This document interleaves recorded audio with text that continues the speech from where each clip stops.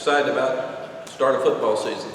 It started with 0 week last year for us, and it was fun watching some of the games late this weekend, but now it's time to kick it off. And, I'm very, very proud of our program, that we're a top 20 program in preseason, understanding that postseason's what matters, not preseason. But at least people think we have a chance to be good. We're on ABC primetime in our opening game on Saturday night against a really good opponent. And we've got college game day for the 3rd time in the history of our program. So a lot of positive things to kick off the season. We also just finalized a new training room that's 5.5 times bigger than the one we had previously. That's really helped our kids, and they're excited about it, and got an outdoor area upstairs. So we're also stepping up in facilities. Proud of what these guys have accomplished in the last 4 years. 4 straight bowl games, a coastal championship, going to a conference championship, and we've been good. And we've been better than we've been around here in a while, and that's important for us to know. We want to be great, and that's the next step. And our thought for the spring was, how do you get from good to great? When you've got a 40-21 lead on App State in the 4th quarter, how do you finish the game?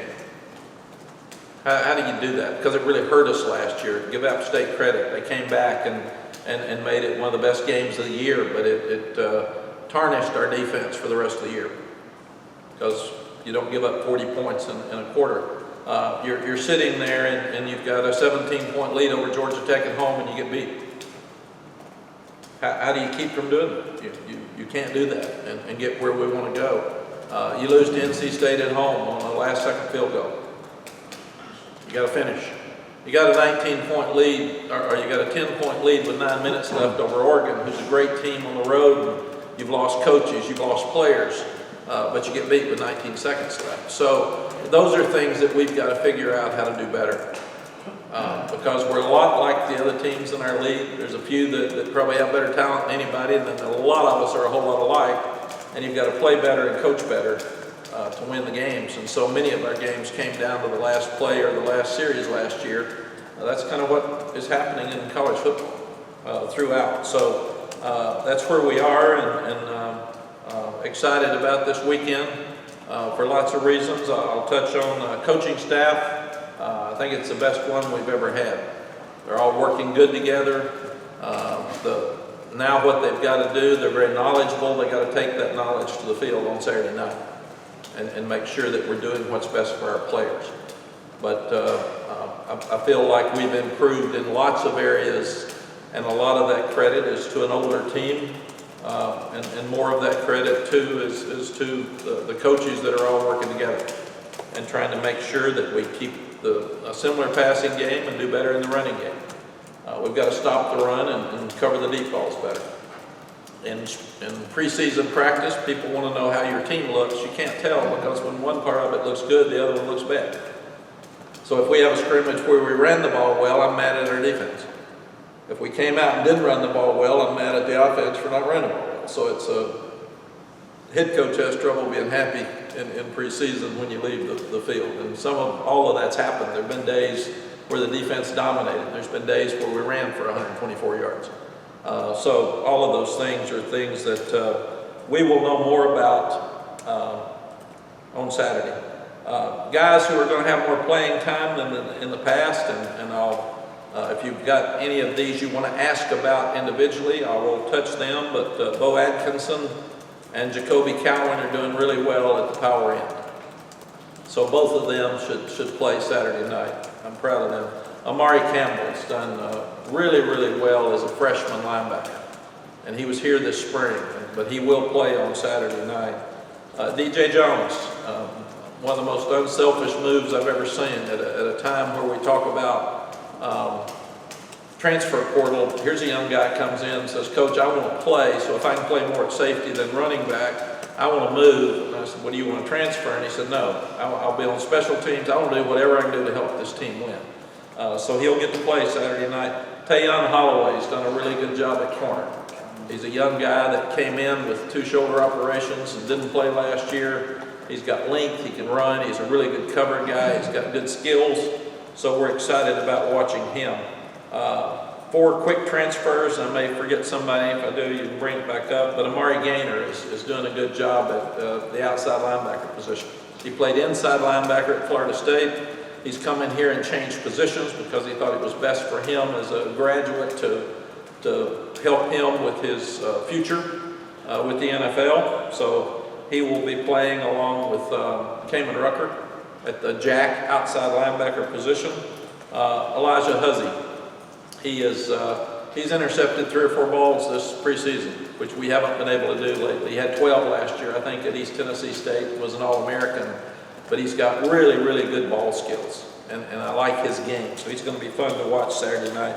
Derek Allen's done a really good job for us. He's improved in his tackling, and he'll be a lot on special teams, but he'll play some at safety. And Stick Lane, the young guy that played so well against us last year at Georgia State and forced 2 fumbles, will also be playing on Saturday night. Offensively, Diego Pounds has improved a lot. He and Travion Green. He's fighting a couple of injuries, but he will be back and ready for the game. It's gotten him behind a little bit, but Diego will play, and he'll rotate some with Will Barnes and Spencer Rollin. And really excited that Spencer Rollin has been nominated for the Campbell Award as the smartest player in college football. I think he had a 3.8 something grade point average at Harvard, and is a guy that should get top consideration at that point.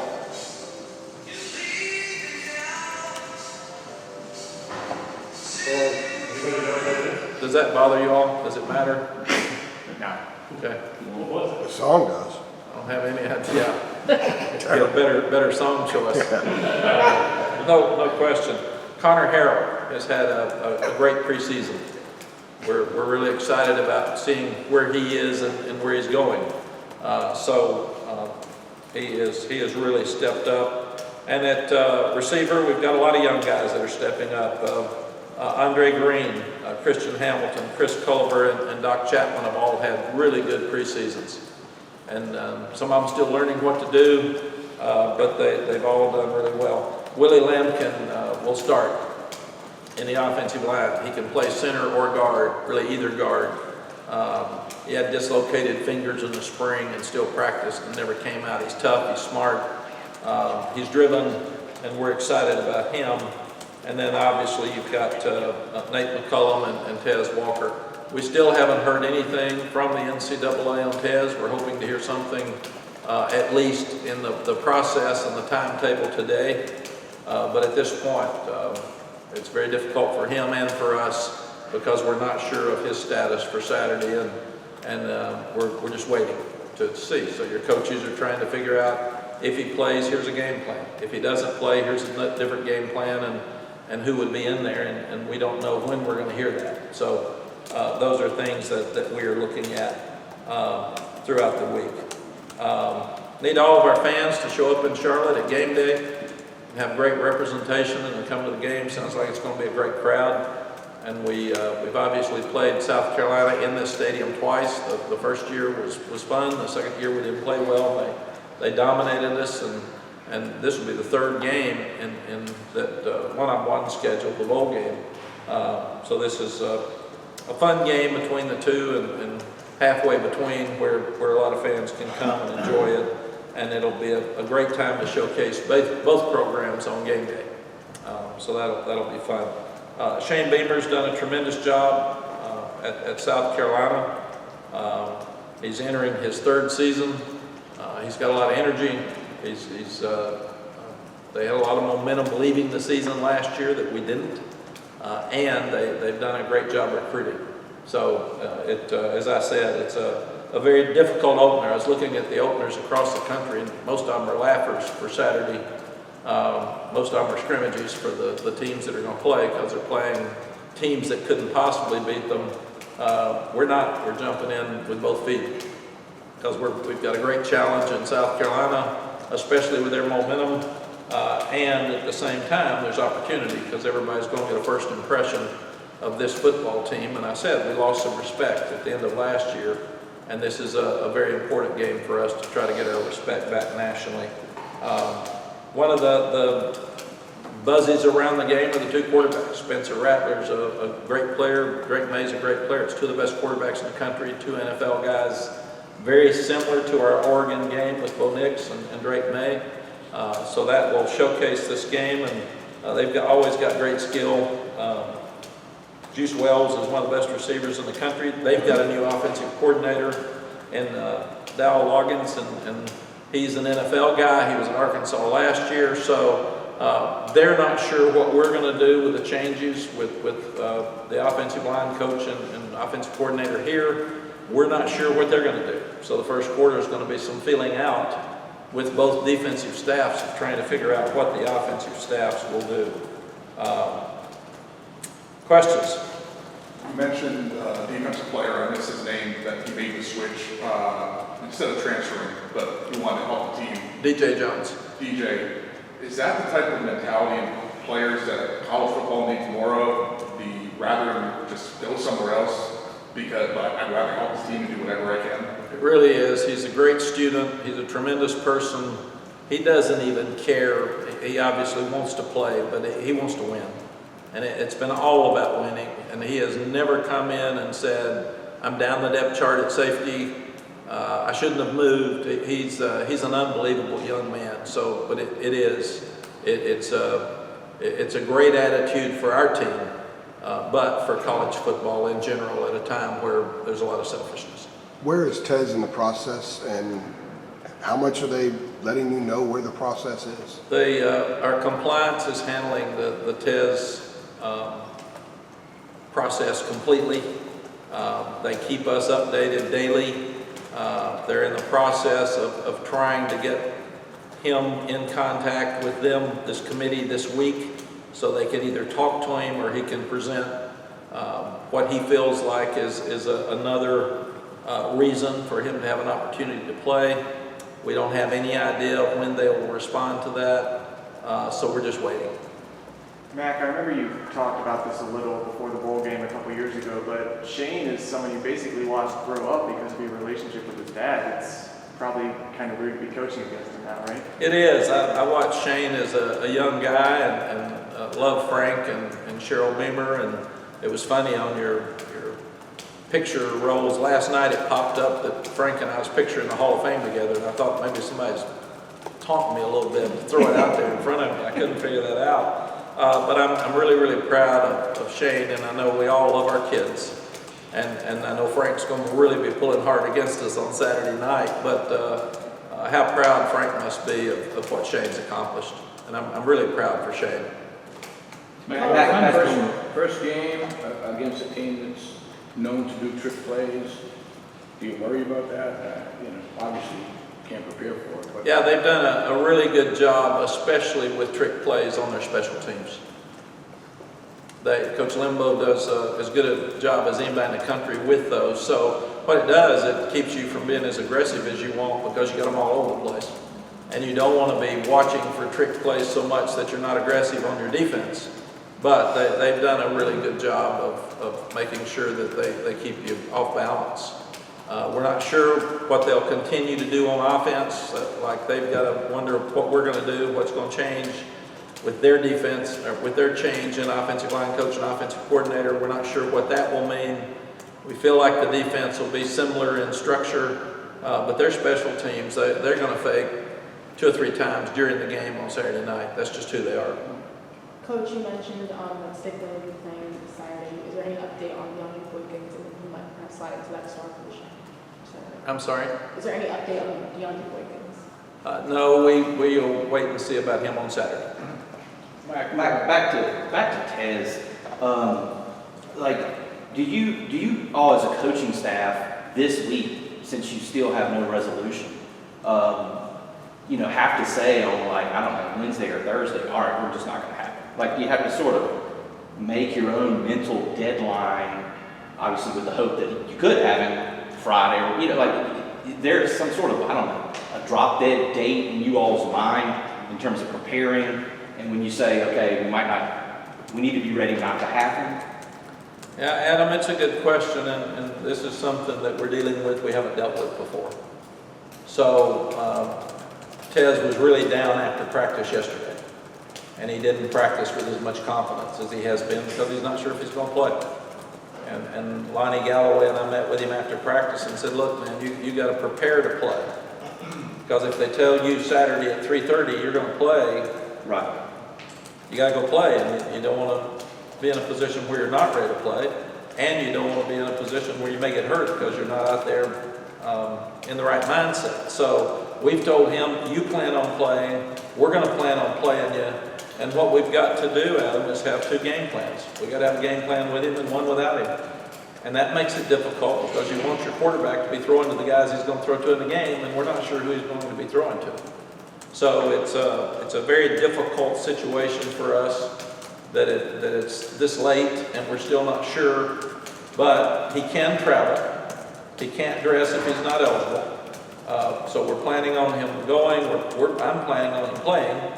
And that's the only way we can look at it. And if not, we'll just have to make last-second adjustments. Right, you take the uniform, you take the shoulder pads. We do. Yeah. Kind of going off of that on that same point, obviously he hasn't, played a game here, but if you could kind of describe it, like what would a UNC offense look like without, Tez potentially being in that moment? Yeah, we're not really sure. It's just the other receivers that stepped up when Antoine Green got hurt last year and Josh Downs got hurt, or neither one of them played in the bowl game. We've got some other really good guys, J.J. Jones and Gavin Blackwell and Kobe Paysor, and then the Andre Greens have to step up, and some of those young ones. Christian Hamilton's been here through the spring. Doc Chapman's playing much better. And then we're using George Pettaway, some at running back and at slot. So he's in a position where he can play both. So we've just had to adjust, and instead of sitting around making excuses and, oh, poor me, you got to go play. Like you mentioned Andre Green again. He was someone you guys were talking a lot this time last year. Obviously, it didn't kind of work out for him until later in the year, but for you, is there a sense of sort of delayed anticipation towards seeing a guy that you obviously liked a lot during the recruiting process get on the field and actually, contribute potentially? Yes, the NCAA made a good rule that guys like Andre could play in the bowl game and it not cost him his redshirt year, and he played really, really well against Oregon. And then he's still been up and down some in the offseason, but he's really come on this last week. So we're hoping that he will have a great year. Mack, earlier in the offseason, Chiswick kind of joked that you picked on him regarding the defense's performance last season. With it being his second year back in the coaching, have you maybe noticed a difference in Chiswick, how he's approaching this season, kind of with that chip on his shoulder? Yes, Gene's a tremendous coach. And obviously he won a national championship and he won 2. How many people have ever been in a national championship game, much less won 2? He won 1 with us as a defensive coordinator, so I've seen what he can do and who he is. And he's much more confident this year at knowing what's happening in college football, who we are, and what we have to do to stop. And plus, there's a real good camaraderie and communication in the back end now with Jason Jones and Charlton, because they coached together at Indiana. And Jason was a defensive coordinator at 2 different places. So the back end is more together, communication's better. Ted Monachino has really helped us up front with just watching, and he can't coach on the field obviously, but he can tell us, I see this looks good. And there's no question we've got to have more tackles for loss. We've got to pressure the quarterbacks better, and to do that, you got to stop the run better on first down. So all of those things are things that we all know. Everything that you all talk about, we talk about. And everything that needs to be fixed from your standpoint, we know needs to be fixed, and we're not sensitive about it. This staff has got less ego than any I've ever been around. And I've asked them, you be hard on yourself, you be a hard self-evaluator, and you make sure that you get fixed what needs to be fixed. In fact, I told them this morning in our staff meeting, when you come in here on Sunday, there's things your unit, your position has to do to win the game on Saturday night. Make sure you know what they are, and we went over each one of them at each position. And then when you come in here Sunday, make sure you've done them. And you work on them all week. Don't do anything else except the things that are going to help us win the game. And then you take some pride in your unit on Sunday. And when we sit in here on Sunday, you can say, my group did their job. And if you can say that, we will have won the game. And if not, then it's on you, man. And you should feel really bad. You should feel bad for your players. You should feel bad for the other coaches in the room. You should feel bad for your fan base because you didn't do your job. And that's unacceptable. So this has been a really good staff to work with each other, talk to each other. Obviously, our white team, that's our second team, will do some of the South Carolina stuff this week as compared to in the past. We've just done scouts, so they're all working together really well. I was going to ask, like I said, Greg, I know you've been asked about it many times, just what has he meant to this program? In your opinion, could he be the best defensive player in the league, in the agency? Chip, it's another great question. Sid Gray, his message to our team and to college football is a lot like DJ Jones. He would have been a high draft choice. He would have been second or third, probably. I thought he would leave. Just about every young man here that's had the opportunity to be in that level has left. We didn't try to talk him into staying. Our job is to make sure we let him know exactly where we feel like he's going to be drafted, and then the family gets the information, they make the decision. And he came in and said, I want to stay. And I said, why? And he said, I've never won a conference championship. I haven't won a bowl game. I want to finish my degree. And he said, and I can get a whole lot better, and I want to be a first-round pick. So that attitude coming back to our team is a great message for everybody. And I do think he can be as good as anybody in the league or the country because he's that hybrid guy that wasn't highly recruited. He was a safety slot receiver, kind of a tight endish guy at 210 pounds, 203 pounds. And now he's 233 pounds and leading tackler in the country. So he's one that gives us a chance to be really good. He and Kamen Rucker right now are playing really, really at a high level for our defense. You mentioned Bo Atkinson and Jacoby Cowan, and are you pretty comfortable with where you are up front across the board defensively? Can you go too deep everywhere, or maybe even a little bit more than that? Yeah, we are. What we've got to do now is we got a lot of guys hurt there last year, so we need to stay healthy. Number one, that's important. To have a great year, you need to be healthy. If not, very few people have enough depth to overcome a lot of injuries. And the year we won the national championship, I think we had one guy miss one game. So that's important. But secondly, we've got to do what those guys do best. Kevin Hester is very different than Tamari Fox. So we've got to do a better job of giving each one of them an equal opportunity to play their best by playing to their skill set. And that's one thing we're doing a much better job of right now, and keeping fresh guys in there. You get guys as big as Miles Murphy and Kevin Hester, they're going to get tired. And you can't leave them out there. You got to get them off. Get them off the field, and we've told the kids, if you can't be 100% every play that you're out there, get off. You got somebody else. And we can do that. And all of those things should help us some on defense. That's an older group now than it has been, and with the rule change about the clock not stopping after first downs, I guess having an older group is a little bit better for you in that situation because some of these guys got to push themselves a few extra snaps before maybe there's an opportunity to sub out. Yes, I don't like the rule with running the clock after first downs till the last 2 minutes of the game and the half. I think it takes away snaps for the fans. We've got 120 players, and we're sitting here trying to get more kids in games, and we're taking away, they're saying 9 to 12 snaps in the game. Watching this weekend, too, and I remember, and I'm not exactly sure the circumstances, but in 2006, they had a similar rule, and we were playing Ohio State, and they had a lead, and they had the ball with 8 minutes left, and they ran out the clock. So it's much easier now for the team with a lead that can run the ball to kill the clock, and we'll see fewer comebacks. And we'll just see more teams that the game's over with 8 minutes left than before, and I don't like any of the above. I just don't think any of it's best for college football or the kids. Does it get the game over faster? Yeah, who cares? I mean, these kids are all to play, and they work so hard, and now you got less time to get them in, and comebacks are one of the great things we have in our sport. And we're going to see fewer now because of that rule. But yes, it's harder to substitute on defense than it is offense. And if on a hot day somebody's moving the ball with tempo, you've got guys that may be out there 12 plays. and you cannot substitute them if somebody's good at it. So they're going to go fast.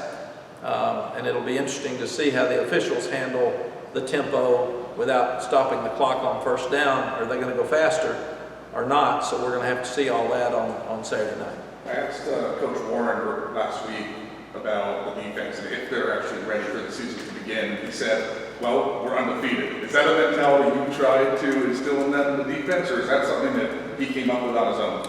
No, coaches are never ready for the season to start because there's always something that you need to do. And that's what I told them. If it's not working Tuesday, throw it out, man. You've been working on it since January. So either you're not coaching it right, either he's not listening, or you've got too much in. So throw it out. I don't want to see you fixing things on Tuesday game week, but coaches are the worst. We're all paranoid and all concerned and all look at every problem that could possibly come up and the unknowns. And unlike the NFL, we don't have a preseason game. Now, I've talked to these NFL guys enough. If we had a preseason game, would you play Drake or not? Who would you leave in? Who would you take out? Who would you play? Do you have to win? Well, fans get mad if you lose. Yeah, but it's not important. Well, winning's always important. So there'd be question marks, but we do not have a preseason game. So the first game we have is against a great opponent like South Carolina, and that's why you just have absolutely no idea what's going to happen. So somebody says, how are you going to be? I don't know. You never know about your team till you're in a fight in the fourth quarter, early in the season, and you see how they respond. We do have an older team, but we've got some positions where young players are going to play critical parts of our game, so you never know how they're going to respond either. Mack, you. Michael, please. Yeah. Can I do it? Yeah, go ahead. Michael's next. Thank you, Adam. You're welcome. Happy birthday, by the way. Thank you. To preface the question, I mean, this is another. You've coached a lot of seasons. When you have a guy like Drake May at quarterback, Vince Young at quarterback, Colton Boyd, Sam Howell, like when you are going into a year, do you approach it any differently, knowing that sort of talent and skill you have at that position? Does it excite you more? Do you say, I need to try to make sure I savor this a little bit because, it might not be around much longer? Like, just what is your whole approach when you have that level of elite dude at that spot? Yeah, well, number one, when you have a quarterback like that, you got a chance to win every game. And this is a quarterback-driven game right now. And if you don't, you better be coaching them up, man, because you got to figure out ways to win. And Drake gives us a chance to win. That's why we've got to be better on defense and make sure that we protect him better. Those two things we didn't do very well last year, and if not, we would have been in a different position at the end of the year. Do you look at it indifferently? No. You just feel like you want to take your best players and utilize them and play to their skill set. And he's fun to watch. I don't like Drake. I love Drake. We're talking about Shane Beamer. I watched Drake grow up from a little bitty kid. Mark was a GA for us when I was here, and I love that family, and they stand for what's right in everything they do. And we talk about, said Dre, we talk about DJ Jones. Drake May is unbelievable with what he's done for this team as a leader, as a captain. He's humble with all the national publicity that he's gotten and recognition. With NIL, he's taken it and tried to help every other player on the team. And that's what he is. I look up and he's out on the field doing a commercial with the offensive lineman. He's trying to get a seafood deal for the receivers. I mean, it's not about him. It's about everybody else on this team. And I think to answer your question better, Adam, he makes it fun. Because he's going to be there every day. You're going to get everything he's got every day. He's really competitive. He's smart. He's nice. He's not going to get in trouble. Most of the time, he's going to say the right stuff. Most of the time. And if he's not, he's cutting up and he's competitive. But yes, it gives us a chance to have a special year. Mack, on the radio this morning, you said that you were really emphasizing with the team that you only get one chance at a first impression, that they're going to be, on national television college game day. In that vein, do you sort of prefer these showcase games in week one where you're playing a program like South Carolina as opposed to opening up with Florida A&M? Yeah, I'd rather have something that we can iron out all of our problems in the opener and have this game second. That's what, when we won the national championship, I think we opened up with Louisiana Lafayette at home and then went to Columbus. But it gave us a chance. You don't show anything, but you end up figuring out, ooh, he played better than I thought, and he wasn't as good as I thought. And this didn't look as good. We need to lean more toward this with game plan. We've got to do all that Saturday night. We don't have any chance. And then we've got App State, who's a huge game for us, and then we've got Minnesota, who was 9-4 last year and won a bowl game. And then you go to Pitt, who won the league 2 years ago. So we've got no breaks. This is the toughest schedule I've ever coached. And I've told the kids that. So we're not going to talk about it. We're not going to gripe about it. But it is what it is. And to win on this schedule, you're going to have to be really good. And you're going to have to play every week. So would you want to do week 0 more in the future? We tried to do week 0 this year, and they wouldn't let us. Matt, I'd like to do it every year. with all the talk about shortening the game, ABC has the longest TV timeouts, and I think this is the third, well, maybe the third game, but last year State was ABC, this is ABC. Did the coaches talk about shortening the TV timeouts as a way to shorten the game? Yeah, and they said, we need money for sponsorship, so shut up. So, yeah, we have no input. The coaches have less input right now into all of this than ever before in the history of this game. So it's just different. You just said that you tried to play week 0, but they wouldn't let you. Who's they? How'd that go? NCAA has to determine whether you play week 0 or not. So something about playing 2 years in a row in week 0? I didn't get involved. Compliance does that, but I would think so. Mack, the running backs, obviously pretty talented room. Nobody's really stepped up in a game in the season for more than a couple weeks at a time. What does it look like in the fall camp getting ready for South Carolina? Tommy, all the guys are good. It's a blessing. Last year they all got hurt. So this year it's been different groups that have gotten hurt. So these guys have stayed healthy. Omarion should be more comfortable in his second year because he had some moments last year that were really special. And then you start looking at British. The last game British played in was against South Carolina in the bowl game. So this will be his first time back. And British, like said Gray, could have been through, wants to coach. Right after he got hurt this time last year, comes to me 2 days afterwards and was just crushed and said, I want to come back. And I didn't even know he could come back because I think it's his 6th year. But he had the COVID year. And we got with compliance and they said yes, and he started coaching. And he was in every running back meeting, and he's just an unbelievable kid. So you can see why I like this team so much. There are the Ced Grays, the DJ Jones, the Drake Mays, and you start talking about British. Those are guys that make up this team. There's so many of them like that. It's probably the most unselfish team I've been around. They understand who we are and where we want to be. And they understand the progress. We've still got some guys that were on the team that won 2. And they understand the difference in where we are. And people talk about our bowl games. We play good teams. I want to play good teams. That's the only way we get better. So, but British means so much to our team that it's just, it's fun to have him out there. You mentioned watching Drake May from being a little kid to now. Can you believe that at one point he was so little and now he's about to start a Heisman campaign? And I'm following up on that. What will be your first message to him as he enters the game? What will be a huge year for him? Yeah, number one, I'm not surprised because look at that family. They are a pedigree of champions. And Mark was a great player. Amy was a great athlete. In fact, they say she's the best athlete in the group. And when she doesn't even play much golf, she takes a golf club, walks up there, and she can beat them all. So, but it's just a fun family to watch, and their dynamics are fun. And I allowed the ACC network to do all access because I wanted people to see our players. I love our players. I love their personalities. I love that they never get to see football players without a helmet. So that was the reason we did this. I wanted them to know more about the person, and especially with NIL and graduates and getting internships. I want people to know these young people, and that helps us. But what I will say to Drake on Saturday night, he'll be excited, he'll be confident, he'll be having fun in pregame, I'll say, go have fun, do your deal, man. That'll be it, because you don't have to say anything to him. And you've learned, if you have to motivate your team, it's probably not going to be a great team. They need to be motivated, and you need to coach them, because there's 120 of them. They all get motivated differently, and I've told them that.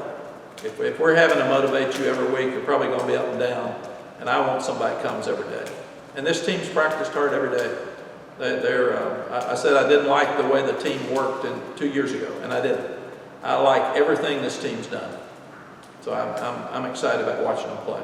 Matt, earlier you were talking about Spencer Rattler, Juice Wells, kind of pro prospects on South Carolina's offense. When you're looking at them in preparation for this game, what are some of the things they do well, and kind of what are some of those challenges they present? You know, they've got skill. They've got some new offensive linemen, so it's really hard for us to tell who they are right now.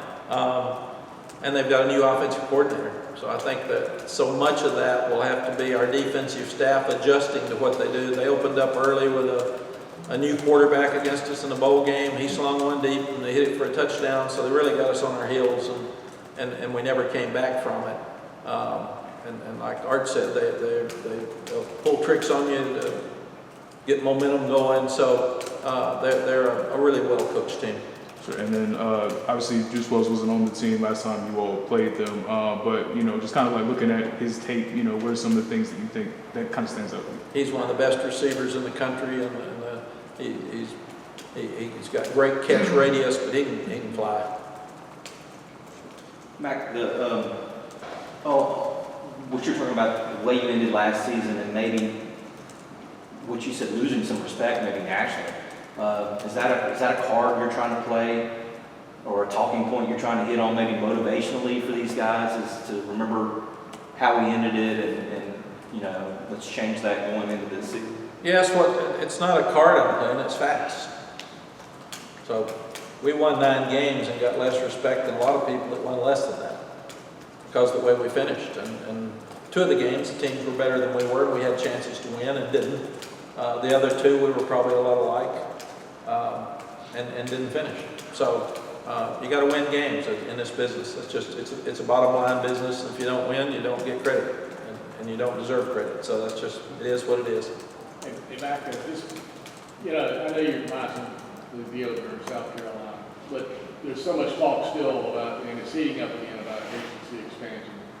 Is a bigger conference better, or do you like the way the conference is now? Obviously, you're not going to have the key vote in this. No. How do you feel about that? Chip, I don't know. It's really confusing. You've been around this a long time. I've been around a long time, and to see the changes that are happening across the board is really unbelievable.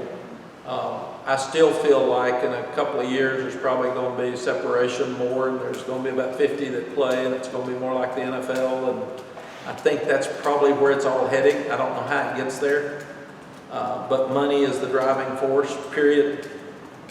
And when we talk about student-athlete welfare, they don't get a vote, and we need to think about them and taking care of them. And I know we say we're giving them more money with NFL and all that stuff. We are, but we still have to think about what's best for the player, the parent, and their travel. Are we going to start paying parents to travel if we're playing all over the country? And then thirdly, our fans. What's happening to the fans? If fans can't afford to go to games, are we taking opportunities away from them? So, and also, with NIL, we're asking fans to pay for these facilities. We're asking them to pay money for collectives. When does that stop? This isn't, what we're doing isn't sustainable. So there has to be some decisions made here, and I think pretty soon, about what's best in all cases for those groups I was talking about. If we lose our fans, we lose everything, because they're the ones that pay for it.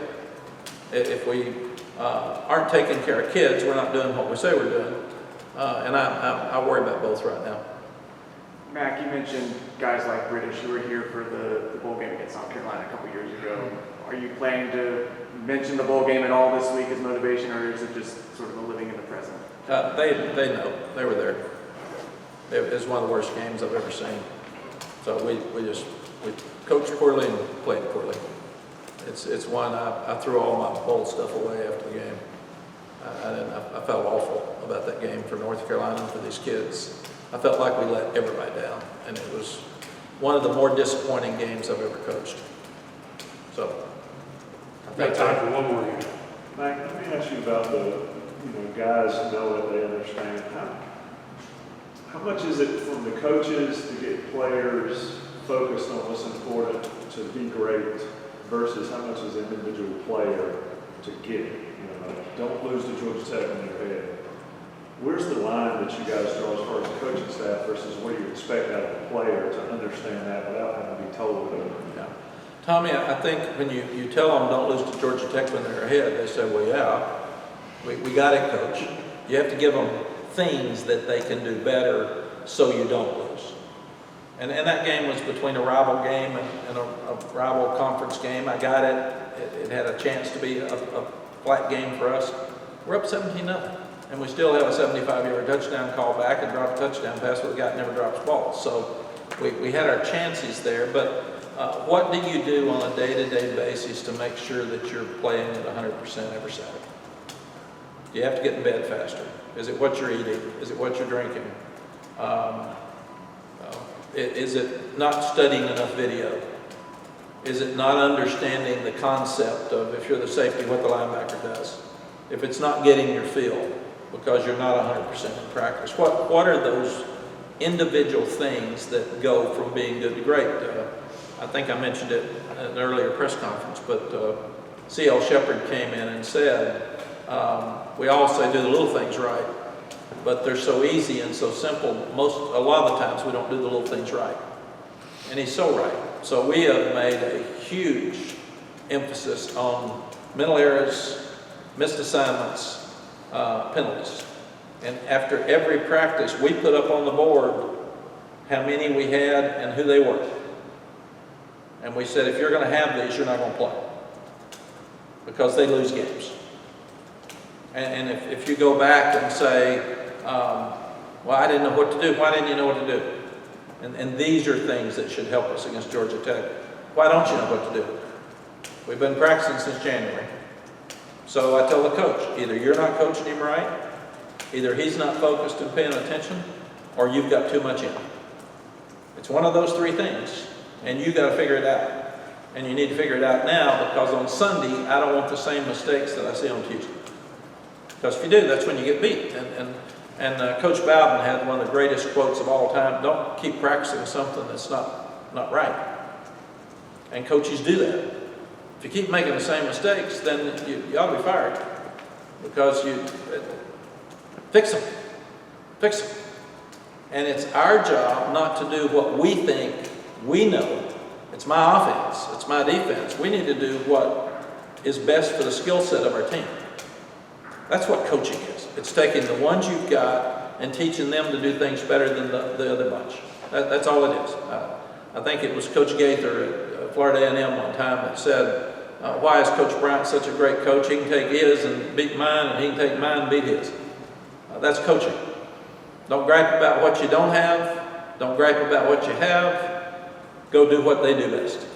And I've told our staff, if we play 100%, and we have coached them well, and we get beat because the other team's better than we are, I can handle that. I can't handle not being 100%. I can't handle guys not knowing what to do, and I can't handle mistakes. I can't handle that. That's our job. So be big guys and admit it. Don't be sensitive. It's facts. It's facts. And if you do your job, you win the game.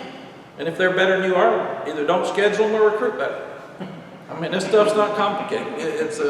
I have said, football is very simple. People are complicated. And what we've got to do is put our guys in the best position to win, and that's our job. And if we don't do it and we get criticism, we should. I'm critical of us. I mean, that's who we are. So, and that's what I've said. Most opening games, and Brian Anderson I love. He's really smart.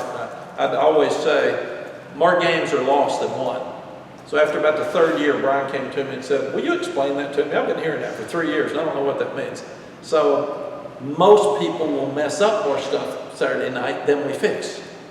And that's what happens. There's fumbles in the first game. There's block kicks in the first games because you haven't been able to do it all live against somebody else. There's guys going the wrong place. There's guys that get nervous and and miss a protection that hits a quarterback that gets a fumble.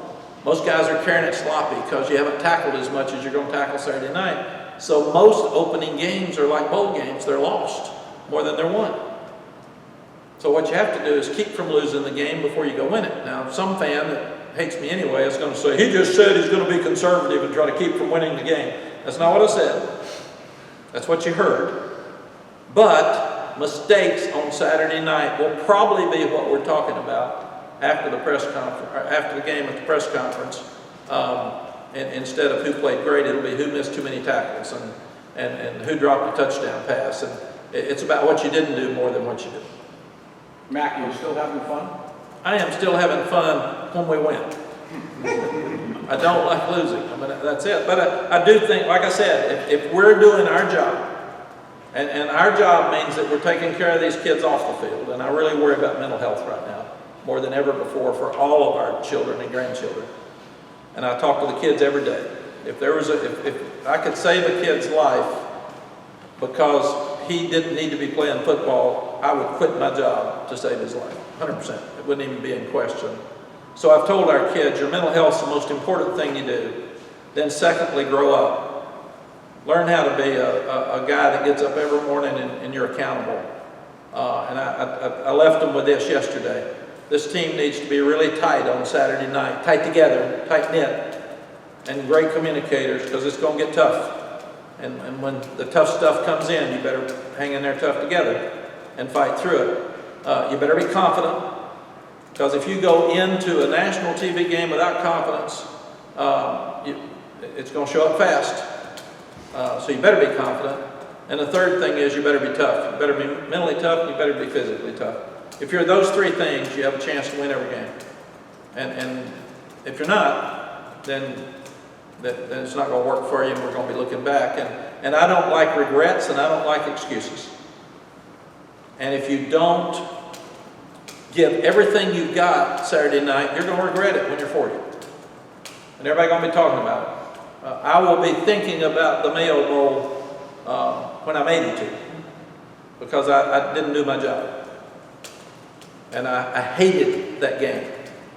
And I hate it to this day, and I'll hate it the rest of my life. The second one's excuses. Why make excuses? Excuses give you an opportunity to lose, and it's okay.